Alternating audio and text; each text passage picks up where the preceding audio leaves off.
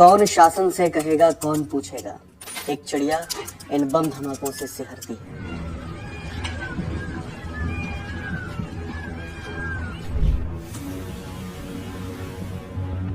हैदराबाद में 400 एकड़ में फैला वन क्षेत्र को नीलाम करने का फैसला आया है। फैसले का आधार कि कांग्रेस सरकार यह वन क्षेत्र सरकारी परियोजनाओं के नाम पर नीलाम करना चाहती है। इस फैसले के बाद वहां का स्थानीय प्रशासन बुलडोजरों का एक जत्था लेकर पहुंचा, जिसके बाद हैदराबाद यूनिवर्सिटी के छात्रों और आसपास के युवाओं ने इसका विरोध किया।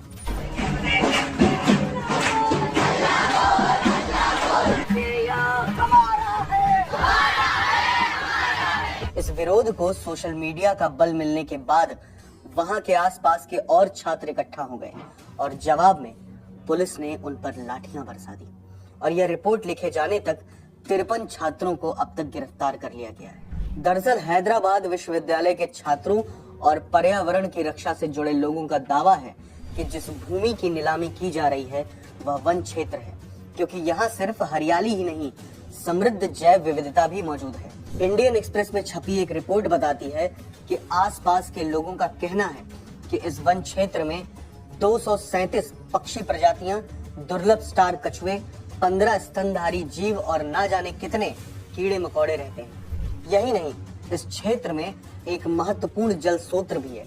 अब इस पर कांग्रेस सरकार का दावा है कि इस भूमि को वन क्षेत्र के रूप में कभी राजस्व विभाग के रिकॉर्ड में नहीं दिखाया गया और यह 1974 में स्थापित विश्वविद्यालय के लिए आवंटित भूमि का हिस्सा है। मई 2024 में सुप्रीम कोर्ट ने इस भूमि पर सरकार के स्वामित्व को सही ठहराया था, जिसके बाद कांग्रेस सरकार ने इसकी नीलामी की प्रक्रिया शुरू की। तेलंगाना के मुख्यमंत्री रेवंत रेड्डी ने विधानसभा में इस विरोध को राजनीतिक रूप से प्रेरित बताया और बीआरएस पर दुष्ट लोमड़ियों की तरह विरोध भड़काने का आरोप लगाया। उन्होंने कहा कि इस क्षेत्र में कोई बाघ या हिरण नहीं है, बस कुछ दुष्ट लोमड़ियां हैं जो विकास को रोकने की कोशिश कर रही हैं। रेवंत रेड्डी का यह बयान उनकी पर्यावरण के प्रति असंवेदनशीलता को उजागर करता है। तेलंगाना हाईकोर्ट में याचिकाकर्ताओं ने 1996 के सुप्रीम कोर्ट के एक फैसले का हवाला दिया है, जिसमें कहा गया है कि अगर किसी भूमि में हरियाली है तो उसे वन क्षेत्र माना जाएगा, भले ही वह राजस्व रिकॉर्ड में ना दिखे। पर्यावरणविदों का तर्क है कि इस भूमि को राष्ट्रीय उद्यान घोषित किया जाना चाहिए, न कि इसे नीलाम कर कंक्रीट का जंगल बना देना चाहिए।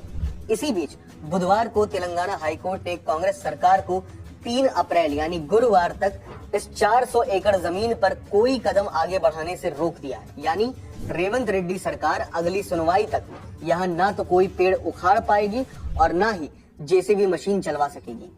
यूं तो सोशल मीडिया पर इस मुद्दे को लेकर जबरदस्त बहस चल रही है, पर सोचने वाली बात है कि भारत में पर्यावरण की रक्षा का झंडा उठाने वाले तमाम कथित सेलिब्रिटीज, एक्टिविस्ट और संगठन इस भयावह घटना पर मौन बैठे हैं। यही बॉलीवुड सेलिब्रिटीज जो मुंबई के आरे मेट्रो रोड के विरोध में अपनी मुखरता जाहिर करते रहे हैं, आज अपने मुंह पर साइलेंट का टेप चिपका कर बैठे हैं। क्या इसलिए कि इस बार जिम्मेदार कांग्रेस सरकार है? क्या पर्यावरणीय सरोकार भी अब राजनीतिक स्वार्थ के आधार पर तय किए जाएंगे? विकास के क्रम में हमारे मन में यह विचार तो कौंधना ही चाहिए कि जब इस वन में बुलडोजरों की गर्जना गूंजी तो नन्ही चिड़ियों ने अपने घोंसलों को छोड़ दिया होगा।